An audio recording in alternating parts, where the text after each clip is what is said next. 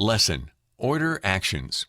In this lesson, we will be taking a look at the different types of order actions.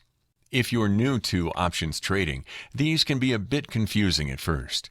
But I assure you, it's a rather straightforward concept, and you should be able to pick it up rather quickly. The four order actions we'll be looking at are 1. Buy to open, 2. Buy to close, 3. Sell to open, 4. Sell to close. Buy to open. A buy to open order is the most common way to start a new options trade. It means that you are buying contracts to open a new options trade. If you are familiar with stock trading, this is virtually the same as a buy order for purchasing shares of stock.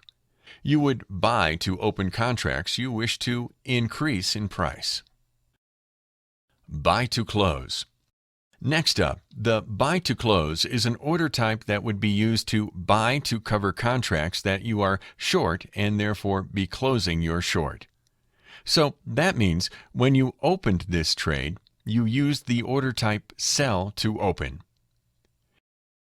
If you are familiar with stock trading, this is about the same as buy to cover.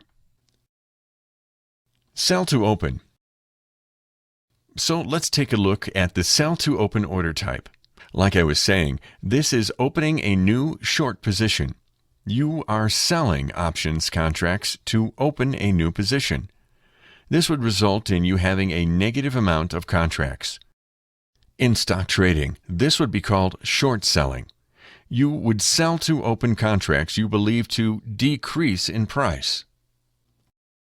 Sell to close.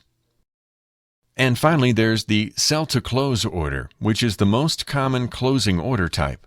After you have acquired contracts via the buy to open order type, you sell those contracts to close that position. With stock trading, this is simply called a sell order.